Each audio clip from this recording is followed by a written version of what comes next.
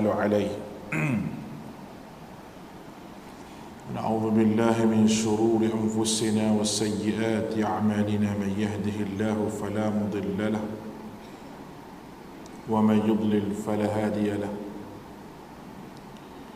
أشهد أن لا إله إلا الله وحده لا شريك له وأشهد أن محمدا عبده ورسوله اللهم صل على محمد وعلى آله وأصحابه ومن تبعهم بإحسان إلى يوم الدين وبعد فإن أصدق الحديث كتاب الله وخير الهدي هدي محمد صلى الله عليه وسلم وشر الأمور محدثاتها وكل محدثة بدعة وكل بدعة ضلالة وكل ضلالة في النار اللهم علمنا بما جهلنا وذكرنا منه ما نسينا ربنا زدنا علما وارزقنا فهما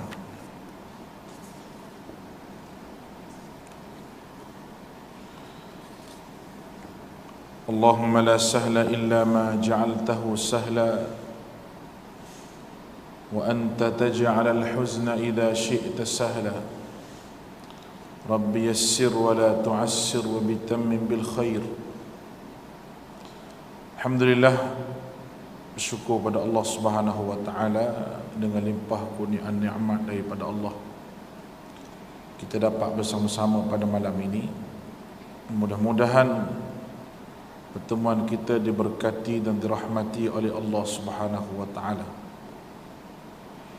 Pada malam ini kita sambung lagi berkenaan dengan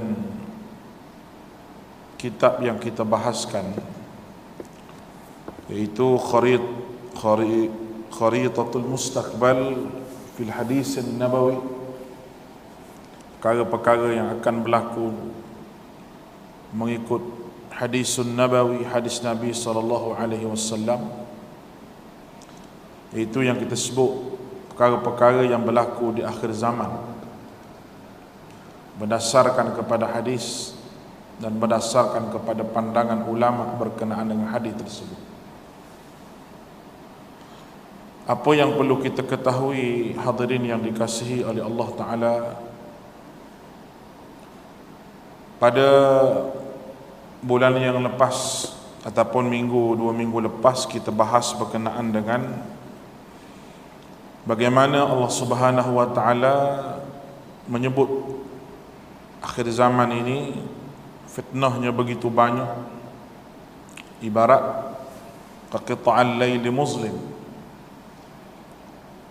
yusbihu ar-rajulu mu'min wa yumsi kafir. Dan zaman itu Nabi sebut yabi'u dinahu bi'aradid dunya qalil, sanggup menjual agama mereka dengan keuntungan dunia yang sedikit. Maknanya orang rela tinggal agama ni kerana nak kepada dunia, kerana mengejar dunia, dia sanggup tinggal apa yang disebutkan sebagai agama. Di situ membawa isyarat bahawa agama ni telah menjadi benda yang tidak penting di akhir zaman, telah menjadi perkara yang tidak penting di akhir zaman. Itu yang berlaku, dan itulah yang sedang berlaku dan sedang kita alami di akhir zaman ini. Apapun mereka yang mempunyai iman yang teguh dan ikatan yang kuat, mereka sahaja yang akan terselamat di zaman fitnah akhir zaman ini. Dan mereka ini disebut sebagai golongan ghuraba, golongan yang sedikit, yang disebut oleh Nabi SAW, fatuba lil ghuraba, berjayalah mereka yang menjadi ghuraba ini, golongan yang asing. Orang rasa satu hari nanti orang sepelik kalau pegang sunnah Nabi, dan orang rasa perkara biasa kalau buat benda bid'ah yang bukan daripada sunnah Nabi SAW. Kerana dikhayalkan dengan benda-benda yang tidak ada dalil, dan dikhayalkan dengan benda-benda yang bukan daripada asbab, daripada nas Al-Quran dan hadis. Pada malam ini kita tengok muka surat yang ke 36. Kita tinggal lagi hadis tu 9 tu kita bahas kemudian tu. Tengok hadis yang ke 11, perkara yang ke 11, muka surat 36. Pembebasan Konstantinopel dan Rom. An Abdullah bin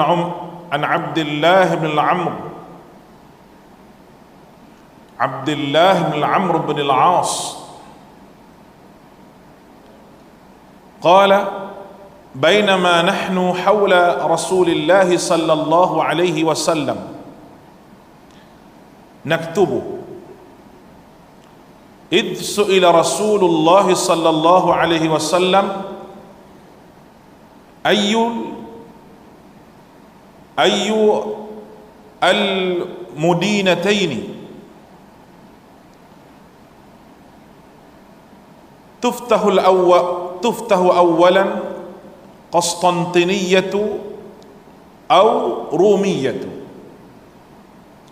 فقال رسول الله صلى الله عليه وسلم مدينة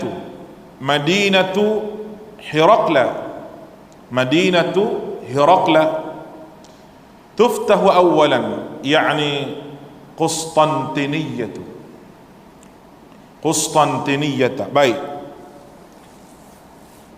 kalau tengok asal dia, bainama nahnu hawl Nabi sallallahu alaihi wasallam naktubu idza su'ila Rasulullah sallallahu alaihi ayyul madinatain tuftahu awalan Qustantiniyyatu aw Rumiyyatu. Daripada Abdullah bin Amr bin al-As radhiyallahu anhu, daripada Abdullah bin Amr bin al-As radhiyallahu anhu, katanya ketika kami sedang duduk bersama Rasulullah sallallahu alaihi wasallam sambil menulis, tiba-tiba Rasulullah sallallahu alaihi wasallam ditanya, manakah bandar yang dibebaskan terlebih dahulu, Konstantinopel ataupun Rom? Baginda menjawab, kota Hercules akan dibebaskan terlebih dahulu. Baginda maksudkan adalah Konstantinopel. Pembebasan sebuah kota boleh terjadi tanpa berlaku peperangan. Allah namakan perjanjian Hudaibiyah sebagai pembebasan yang nyata. Firman Allah Ta'ala, Inna fatahna laka fatham mubina, suratul Fath, ayat yang pertama. Sesungguhnya kami telah membuka bagi perjuanganmu wahai Muhammad satu jalan kemenangan yang jelas dan nyata. Kota Konstantinopel itu Istanbul telah dibebaskan buat kali pertama dan akan dibebaskan semula, dan tidak ragu-ragu lagi bahawa Rom juga akan dibebaskan. Baik, tuan-tuan yang dikasihi oleh Allah, antara tanda-tanda kiamat adalah penaklukan kepada kota Konstantinopel oleh umat Islam sebelum Dajjal tu keluar. Sebelum Dajjal keluar, dia akan tawan, umat Islam akan tawan Konstantinopel buat kali yang kedua. Menurut hadis yang lain lagi, penaklukan besar ini terjadi dan berlaku setelah peperangan dengan bangsa Rom dimenangi oleh kaum muslimin. Maka kaum muslimin menuju ke kota Konstantinopel ini dan membuka kota tersebut untuk kaum muslimin tanpa melibatkan peperangan. Mana tak berperang. Senjata yang utama kaum muslimin pada waktu itu ialah takbir dan juga tahlil. Bukan majlis tahlil ni, iaitu la ilaha illallah. Baik,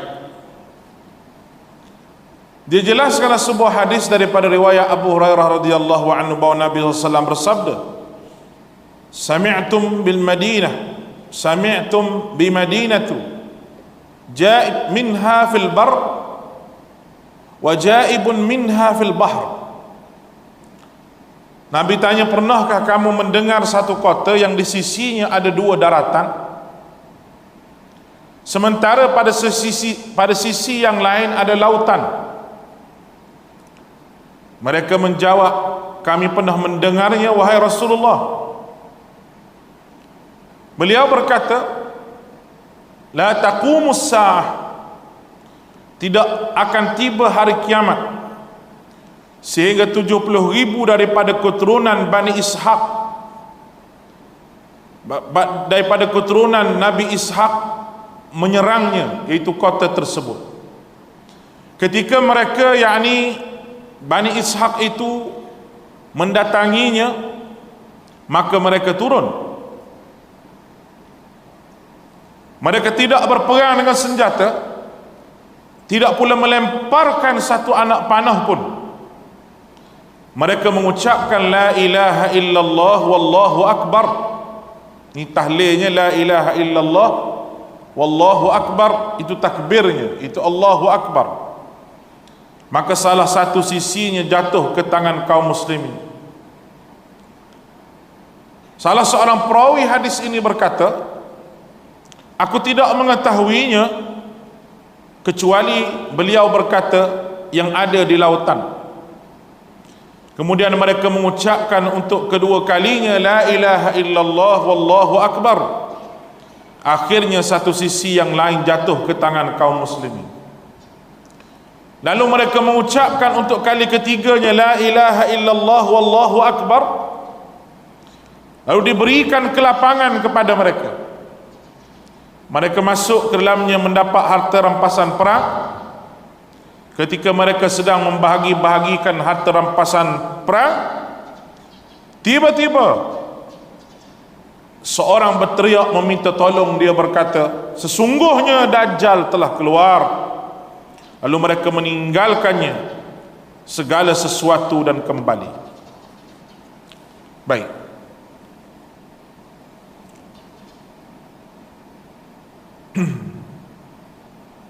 bangsa Rom ni yang disebut sebagai keturunan Ishaq tadi,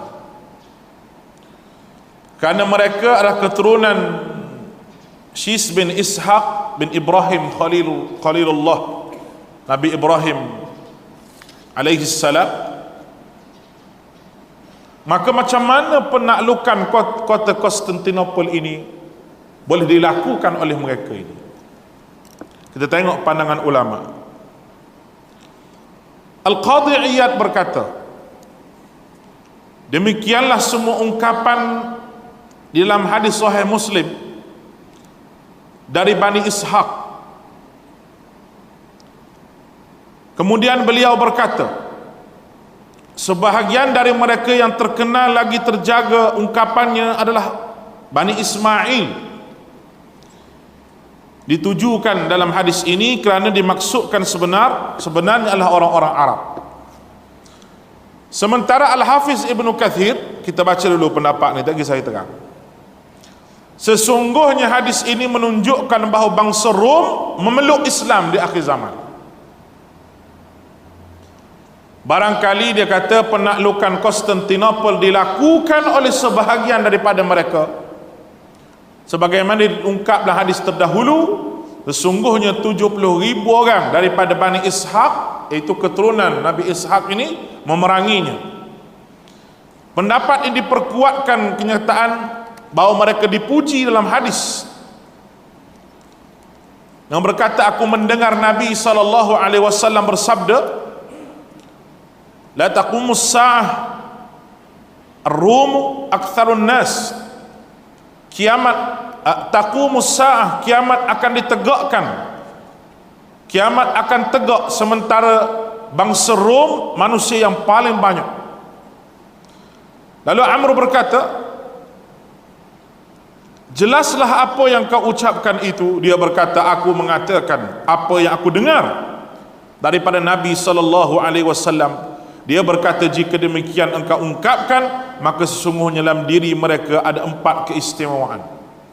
Sesungguhnya mereka adalah manusia paling tenang ketika datangnya fitnah, paling cepat sedar terjadinya musibah, paling cepat menyerang setelah mundur, dan sebaik-baik manusia dan menghadapi orang miskin, anak yatim dan orang lemah. Dan orang yang kelima adalah sesuatu yang indah lagi elok, iaitu mereka yang paling bersemangat mencegah kezaliman pada raja yang zalim. Komentar daripada hadis ini di antara dalil menunjukkan bahawa orang Rom di akhir zaman memeluk Islam, sebagaimana hadis daripada Abu Hurairah bahawa terdahulu tentang peperangan berkenaan dengan bangsa Rom, dan bangsa Rom ini satu bangsa yang berhebat, satu bangsa yang banyak di akhir zaman ini, dan mereka akan membebaskan Konstantinopel. Baik, kita tengok apa kata Imam Nawawi. Kita baca pendapat ulama dulu, jadi kita tarjih mana. Imam Nawawi kata, hal ini ada pada zaman kita.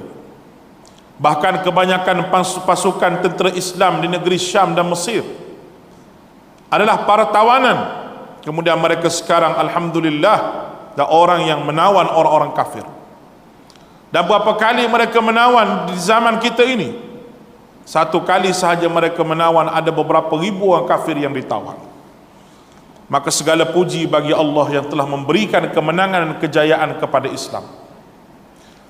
Ada pendapat yang mengatakan bahawa yang menaklukkan Konstantinopel ini daripada keturunan Ishaq, diperkuatkan dengan kenyataan bahawa pasukan Rom jumlahnya jutaan orang yang membebaskan Konstantinopel. Wallahu a'lam, perkara ini menjadi pertikaian di kalangan para alim ulama, siapa yang akan membebaskan tanpa perang. Tetapi penaklukan Konstantinopel ini pernah berlaku di satu zaman yang disebut sebagai zaman Muhammad Al-Fatih. Muhammad Al-Fatih.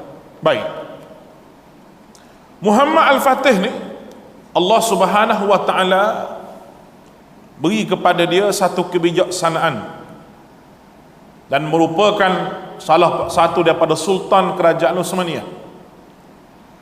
Utsmaniyah ni pun Turki juga, tapi dia Turki di sebelah sini. Konstantinopel ni Turki juga, tapi Turki di sebelah Rom, sebelah barat.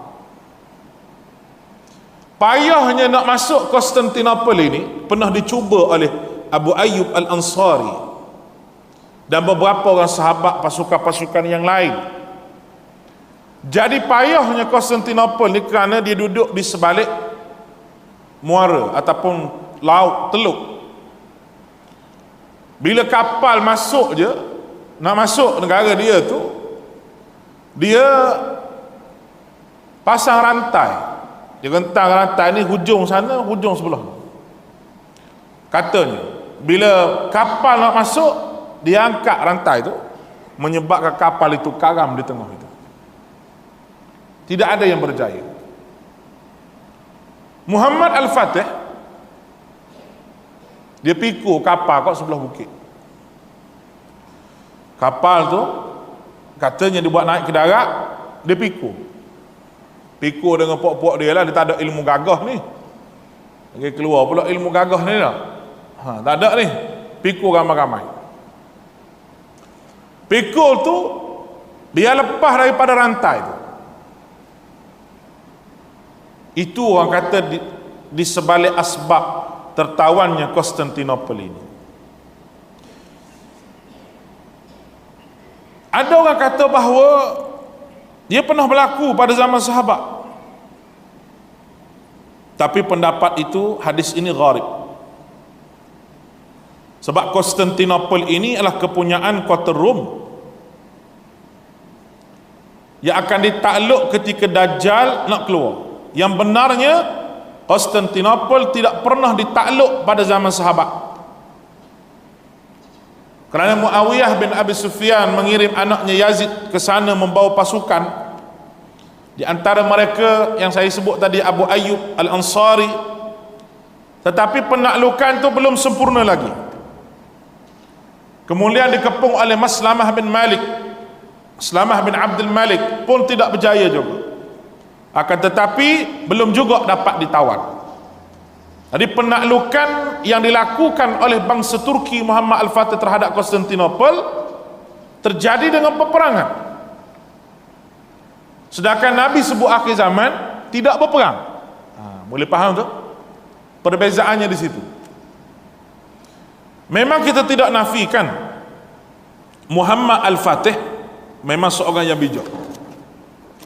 Di tangan saya ni ada kertas berkenaan dengan kajian macam mana kebijaksanaan Muhammad Al-Fatih menyerang Konstantinopel dan apa peranan dia dalam penaklukan Konstantinopel. Kalau baca semua ni tak sempat ni, cuma saya baca hak penting-penting, hak saya tanda. Baik, dalam ramai-ramai dia yang berjaya. Sebaik-baik tentera dan sebaik-baik pemimpin, orang yang dapat menawan Konstantinopel. Hebatnya dia ni, sebelum dia pernah tawan tu, di antara benda yang dia buat perjanjian dengan kerajaan-kerajaan, mengadakan perjanjian damai dengan beberapa negara rival dia panggil, negara-negara di sekitar Konstantinopel, supaya dapat kita kepung dulu. Konstantinopel ni satu kota yang besar. Konstantinia ni satu kota yang besar. Orang duduk dalam kota. Bila duduk dalam kota ni, ancaman musuh nak serang ni kurang nak banding dengan tempat terbuka. Madinah tempat terbuka, walaupun nama kota Madinah,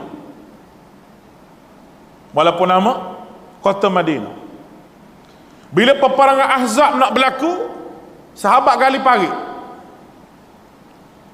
bukan bina kota, gali parit. Tetapi Madinah ni dia macam sebuah kota dah, walaupun dia tidak kota, kerana dia ada bukit di sekitar Madinah, macam Perlis ni. Kata Madinah macam Perlis, kata Wahabi pula lagi. Dah, bukan contoh. Bukit situ, bukit sini, dan dia ada wadi, dia ada lembah. Wadi yang terkenal Wadi Al-Aqiq, yang ada dalam syair dan juga adalah hadis Nabi SAW. Jadi kota Madinah ni, sebab tu sahabat dia gali parit. Kalau kita tengok di Khandaq tu, kalau kita pergi di Sab'ul Masajid, Masjid 7 tu, dia gali parit di antara bukit sana dengan bukit sini. Tu tanah lapang, dia gali parit. Dia tak pergi gali atas bukit tu. Bukit tu tak apa orang tunggu. Itu strategi. Kerana Madinah dikelilingi oleh bukit, dan bukit yang paling dibangga oleh orang Madinah daripada zaman Nabi sampai ke hari ni, iaitu Jabal Uhud, Bukit Uhud. Kita duduk di Masjid Nabawi tu, nampaklah Bukit Uhud. Muhammad Al-Fatih ni diadakan perjanjian dengan orang yang sebelah ni. Di antaranya masa tu negara Galata, nama dia, di sebelah timur, negara Al-Majd, Venesia, tu nama negara zaman itulah. Dua Eropah, di antara Eropah timur dengan ni, dia buat perjanjian dulu. Siapa yang sanggup berjanji dengan dia? Maka di atas ni dapat kita faham bahawa Muhammad Al-Fatih ni melakukan perjanjian atau sepakat mereka supaya tidak saling menyerang. Tidak saling menyerang. Kamu jangan serang aku sebab aku nak ambil ni Konstantinopel ini. Dan dia memimpin, dia kepung dalam usaha nak takluk ni. Muhammad Al-Fatih ni dia pimpin, dia kepung dengan pasukan militer yang besar, bukan kecil, sehingga dikatakan bahawa sampai pasukan dia tu macam tension dah, lama dah duduk di situ beku, bila kita nak menang, apabila gempur sekali. Dan sebelum menggempur Konstantinopel ni, Muhammad Al-Fatih mengirim utusan agar tunduk dengan Islam secara damai. Tunduk dengan Islam secara damai. Dan seruan Muhammad Al-Fatih ni agar Kaisar Byzantium pada ketika itu yang memegang Konstantinopel menyerahkan kota itu secara damai mustahil. Kerana apa? Kerana yang pertama sekali, negara, siapa nak serah? Tetapi akhirnya pengepungan itu berjaya dengan tempoh yang cukup lama dikenakan. Lalu dia pun masuklah ke negara tersebut. Semua orang Kristian yang berada dalam negara tersebut, dia rasa bimbang. Bimbang sebab apa? Dia begini, Kristian ni dia banyak mazhab. Bila ulama mazhab ortodok berjaya mempengaruhi pemerintah, maka semua sekali kena jadi ortodok. Siapa yang jadi Protestan, siapa yang jadi Katolik akan dibunuh. Boleh faham tu? Akan dibunuh zaman tu. Kalaulah yang menjadi pemerintah tu Katolik, Kristian Katolik, Protestan akan dibunuh, Ortodok akan dibunuh. Itu yang mereka cetuskan revolusi Perancis, politik suku, agama suku tu. Sebab itulah bagi mereka, bila ada orang agama duduk dengan politik, jadi rosak. Agama Kristian saya sebut ni, kalau Islam tak boleh buat begini. Islam pemerintahan dengan agama kena duduk sekali. Boleh faham tu? Jadi tuan-tuan ni kena beza. Kena beza saya bercakap politik dengan saya tegur orang politik. Tu benda beza tu. Boleh faham tu? Saya tegur orang politik tu, tegur syariat Islam yang telah dilanggar. Bukan saya kempen parti. Kalau kempen parti saya akan sebut nak pakai apa dalam masjid tu. Hal tu tak boleh. Boleh faham ke tak ni? Minum air dulu sikit. Dia kata ustaz bercakap politik dalam masjid. Cakap politik apa? Bukan tu politik. Menegur pemimpin sebab salah syariat. Cuma pemimpin yang aku tegur tu kebetulannya bohmu, waktu mu marah tu. Kalau tidak bohmu, mu tak marah. Kenapa kan ni? Dia tak kira siapa, tak kira boh mana, tak kira parti mana. Kezaliman, kemungkaran pemimpin, memang ulama yang kena tegur. Memang orang kena tegur. Itu syariat agama. Daripada dulu lagi. Imam Ahmad bin Hanbal, Syekhul Islam Ibn Taymiyah, apa ni nak nama Said Nursi Badi'uz Zaman. Semua itu ulama yang menegur pemerintah. Izzuddin Ibn Abdul Salam, bukan Said Nursi, Izzuddin Ibn Abdul Salam. Pemerintah mari tanya dia, nak naik cukai ke tak rakyat ni? Dia kata jawapan saya akan bagi atas mimbar saya khutbah Jumaat nanti. Dia kata nak naik atas mimbar, sudah dia pesan ittaqullah. Dia kata tak ada, pemerintah mari jumpa aku, nak ambil fatwa daripada aku bagaimana nak naikkan cukai kepada rakyat. Aku berfatwa bahawa pemimpin pada hari ini kena jual segala aset yang berharga yang dia ada. Tak cukup bahawa rakyat kena tambah. Serta merta Izzuddin dibuang negara sebab menegur pemimpin. Itu ulama. Dia kena berani tegur. Tegur tu bukan cakap politik. Tegur tu tegur kemungkaran. Cakap politik kempen pilihan raya. Panah sungguh. Kena jelas je dulu lah. Kena jelas tu. Saya nak tegur tak apa, tak ada masalah. Kita berlapang dada. Cuma dalam bab ni, dalam bab kemungkaran pemerintah, kita tak boleh duduk diam. Kerana ad-dinun nasihat, agama ni nasihat. Kepada siapa? Allah wa rasuluh wa a'immatul muslimin. Allah dan juga Rasul dan juga pemimpin orang Islam. Pemimpin kita ni kita kena nasihat. Kita nasihat apa? Kurangkan pertelingkahan, kurangkan perbalahan, balik kepada Allah dan Rasul. Haram kena kata haram, halal kena kata halal. Bukannya kita tegur kawan ni begini, oh dia tak boleh sokong lah orang ni, tak boleh. Itu orang panggil keping parti lah. Keping parti tunggu saja dia menteri lagi lah, 10 tahun lagi. Tapi tak jauh lah. Sebab amanah itu berat. Amanah itu berat. Kita mengajar masjid suruhlah, jadi apa ikut dia lah. Baik, mana dah kita tadi? Jadi Turki Utsmani ni, zaman kegemilangan dia, orang tidak akan boleh lupa dengan Muhammad Al-Fatih. Orang tak lupa. Tetapi lepas daripada zaman tu, Konstantinopel yang ditakluk itu balik semula ke tangan kufur. Boleh faham tak? Balik semula ke tangan orang yang kufur. Sehingga asal gereja besar tu, Masjid Aisyah tu asal gereja besar. Bila Muhammad Al-Fatih masuk, orang Kristian dia cukup takut, dia kata habislah puak kita kena sembelih. Dia duk ingat zaman dia duduk dalam Ortodok dulu. Dia ingat zaman duduk dalam Protestan dulu. Dia ingat bahawa Islam ni ganah begitu. Muhammad Al-Fatih masuk, tengok orang Kristian ramai. Dia kata, kamu boleh menunaikan hak agama kamu. Aku menunaikan hak agama aku. Kamu boleh hidup dengan cara kamu dan aku tidak ganggu. Sebab Islam tidak memaksa orang untuk pilih agama. Islam tak paksa orang untuk pilih Islam, tidak.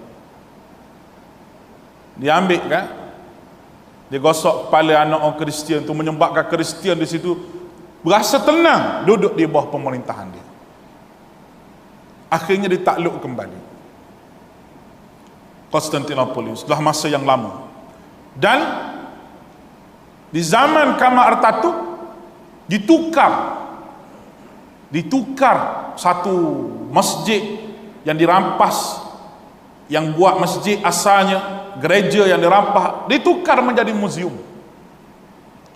Dan zaman lah ni, orang kata Erdogan ni, tukar balik jadi masjid. Baru lagi 2-3 tahun lepas ditukar kembali menjadi masjid.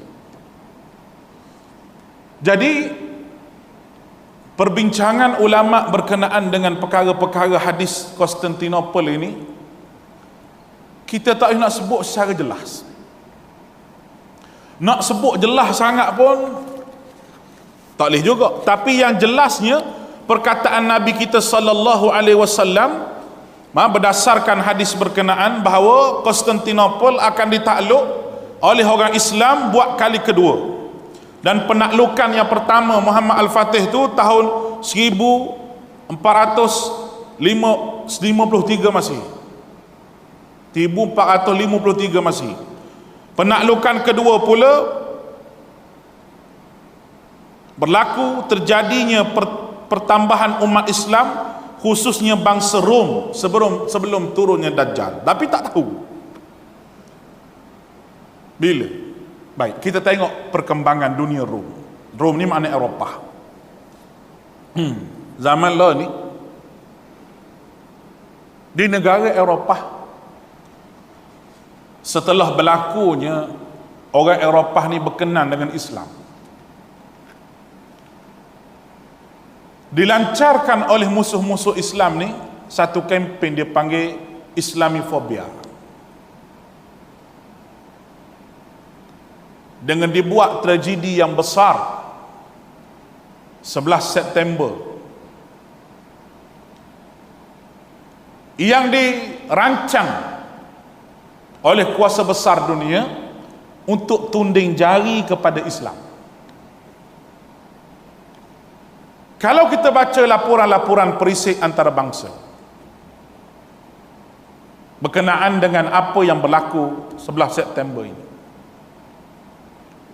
Ada yang mengatakan bahawa bukan kapal terbang tu langgar betul, bukan.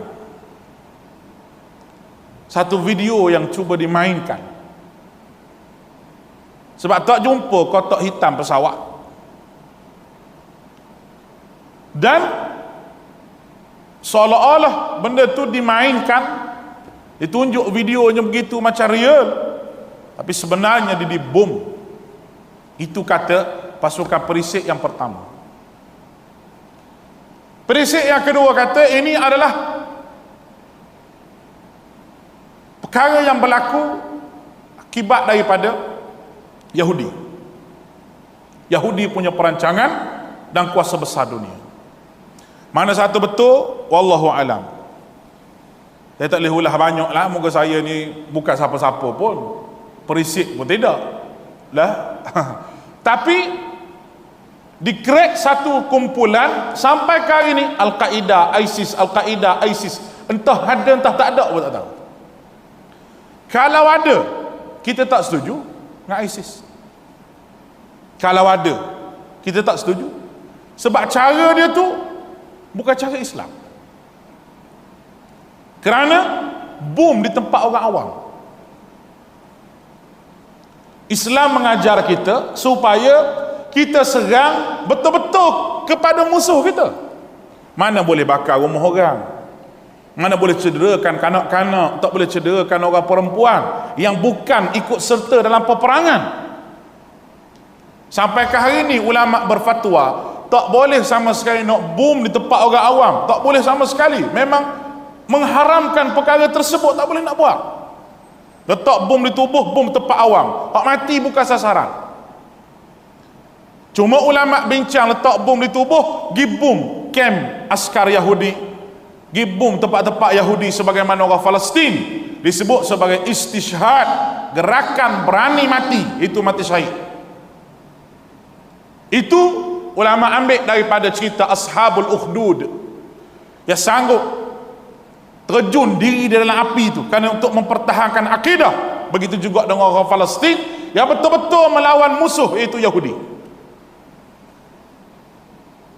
Tetapi kalau nak bom tempat-tempat awam, tempat-tempat pelancongan, disko yang duk kata ISIS, Daesh ni, ini bukan daripada ajaran Islam.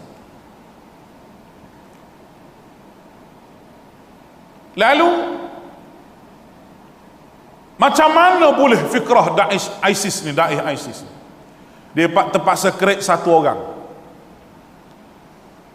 orang yang dia cukup cemburu sampai pada hari ini, yaitu Muhammad bin Abdul Wahhab, Muhammad At-Tamimi nama dia, Syekh Muhammad At-Tamimi. Semua mari daripada aliran ini.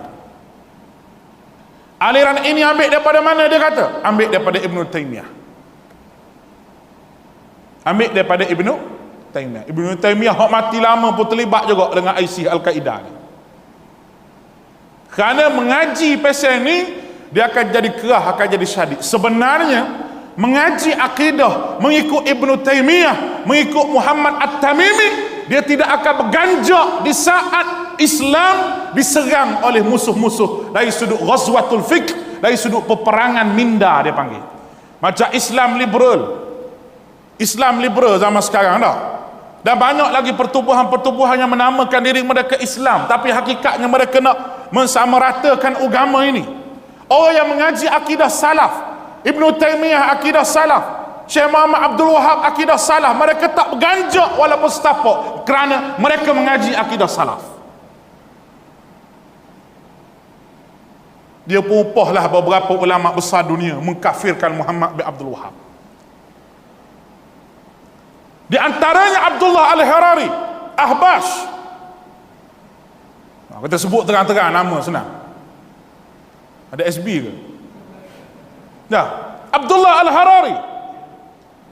Wakil-wakil di Malaysia ni berapa orang mengaji di Lubnan. Di sekolah dia, di madrasah dia. Isteri saya mengaji di Lubnan. Duduk di rumah Syekh Fatihi Yakan. Seorang ulama yang hebat, penulis buku yang hebat. Syekh Fatih Yakan duduk bawah, dia duduk atas. Dapat terbiah Syekh Fatih Yakan. Dia kata adalah orang mari tawar pada dia. Sekolah Ahbas ni, sekolah Ahbas pun mari, sekolah Syiah pun mari tawarkan, mari mengaji tempat kami. Kami nak bagi bulan-bulan free. Dia buat macam Madinah lah, macam Saudi. Free, semua dapat, tapi mengaji tempat kami. Ada orang Malaysia ingin mengaji situ. Yang menyebabkan balik menuduh ulama-ulama yang berakidah salaf ini sebagai kafir. Dan golongan takfir yang membawa fitnah pada hari ini, itu golongan Ahbas. Pada hari ini. Dia kata Dr. Sukhardawi kafir. Dia kata Al-Buti kafir. Dia kata Wahbah Az-Zuhaili kafir. Semua ulama-ulama yang berakidah dengan akidah yang betul, semua kafir bagi dia. Akidah dia seorang yang betul. Apa benda akidah dia? Apa benda akidah dia? Allah mawjud bila makan. Allah ada, tak ada tempat. Akidah ini tidak pernah dibincang pun dalam Asy'ariyah. Cuba orang Asy'ariyah buat mari kitab asal ulama Asy'ariyah yang mengatakan Allah mawjud bila makan. Cuba buat mari. Kita sebut sekali malam ni. Cuba buat mari nak tengok. Tak faham tak saya sebut apa ni? Asy'ariyah apa takut tak faham? Saya syok sama seorang. Tak, saya rasa tuan-tuan faham. Itu sebenarnya apa yang dibuat oleh kuasa besar dunia. Tuan-tuan tahu, bila dia dapat berjaya, orang panggil lupuskan akidah yang betul ini, akidah salaf ini, senang dia nak masuk dengan cara Islam liberal, dengan cara sama rata agama. Sebab orang salaf dia tak boleh bergerak. Orang salaf dia tak bergerak. Alhamdulillah negeri Perlis ini didedahkan dengan akidah salaf ini. Didedahkan. Ada setengah-setengah negeri tak boleh mengajar kitab akidah salaf. Tak mengajar tak boleh. Tak boleh mengajar. Saya tahu lah, saya mengajar di satu tempat di Selangor ni. Saya mengajar lepas Isyak. Hak mari tu tentera-tentera udara ni mari. Ada 450 orang. Saya buat di surau mula-mula, lepas tu tak boleh buat di surau. Orang report buat di rumah pun tak boleh juga. Padahal rumah kita sewa bukan harta mak bapak dia je bayar bulan-bulan. Gerak juga aku. Kalau bayar dengan harta mak bapak dia boleh lah, dia halal pada rumah kita. Nasihat peguam dia kata tak payah ustaz, dia kata jadi macam Ki Datuk Mufti dulu, dia kata. Di Selangor dulu, di Gombok dulu, tak mau bercara mahkamah banyak, dia kata tak apalah, berhenti duduk mainlah WhatsApp gitu. Sebab apa marah?